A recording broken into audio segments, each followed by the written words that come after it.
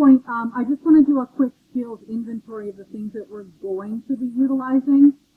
Just a reminder, we've got our selection tools. In order to select an actual path, an object, you're going to go ahead and use that selection tool. The white one is a direct selection tool, and that's the one that's going to allow you to click on an anchor point and actually manipulate those points in order to, oh my goodness, I'm having all kinds of issues this morning, and manipulate those points in order to create and alter your shape, okay?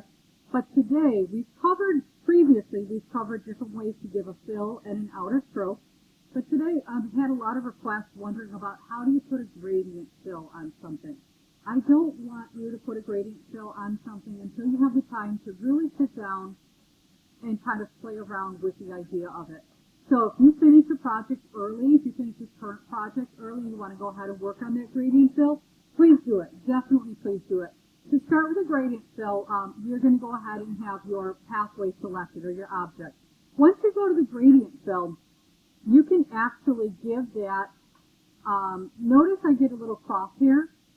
I can go ahead and I can drag this box across. Actually, you know what I'm going to do is I'm going to not do it on a more complex shape like that. I'm going to go ahead and just drag a normal average shape. So if I get my gradient fill in there, I can drag a box. What are we doing?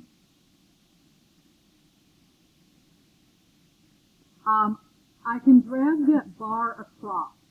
When I drag that bar across, notice I have got a gradient fill in my fill right here. When I drag that bar across, I can also alter how that fill works by moving these little sliders around. I can pull it this way and give myself a lot of white at that very beginning.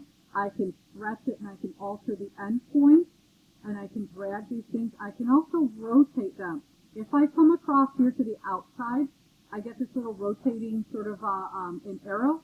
That's what will allow me to drag this and have that gradient fill in a different location, for example. So again, it's really important that you guys do take the time to kind of play around with the idea of this so that you're able to function with this better, okay? So I'm going to go ahead and drag another box, and then we're going to go ahead and kind of play around with the idea of the type of gradient that you can actually put in here. So for the most part, you guys are going to use either a linear gradient, which is this one, or a radial gradient, which is this one. And that radial gradient is really important because on a circle, that's where you can get that great darkening around the edge, and it's sort of like flawless looking. It really fades really beautifully. So that's a really important aspect when you're utilizing this. Now, as we go into here, this is our gradient slider, which will allow you to actually add and change colors. So if I click right here, I go ahead and I just double click right there. I can pick from my color picker, or I can double click right here,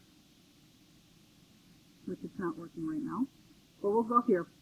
All right, let's say I'm going to start with like a darkish purplish blue. If I want to go ahead and add another color over here, you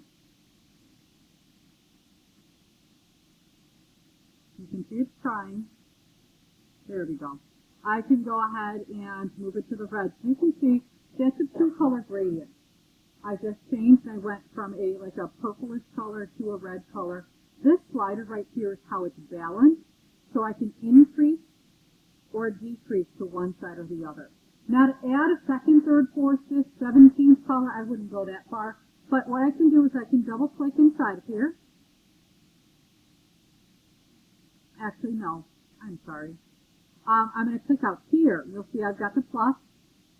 Again, clicking on this guy to open up and add that next color in. I'm going to go ahead and add a blue. I'm going to click right here. Sorry, the computer's got a lot of lag right now.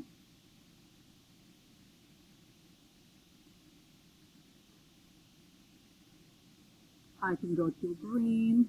I can go ahead and add another point on here.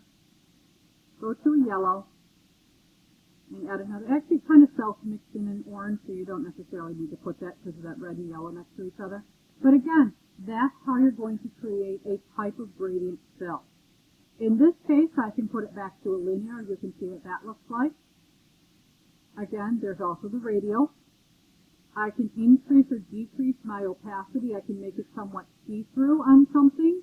You can see it made that one point see-through, which is actually really important because you may want this end piece to blend into something, and I might put that down to a 10% or 20% if I'm needing that to blend into something. Okay, so again, I would definitely recommend that you take the time to kind of play around with this a little bit.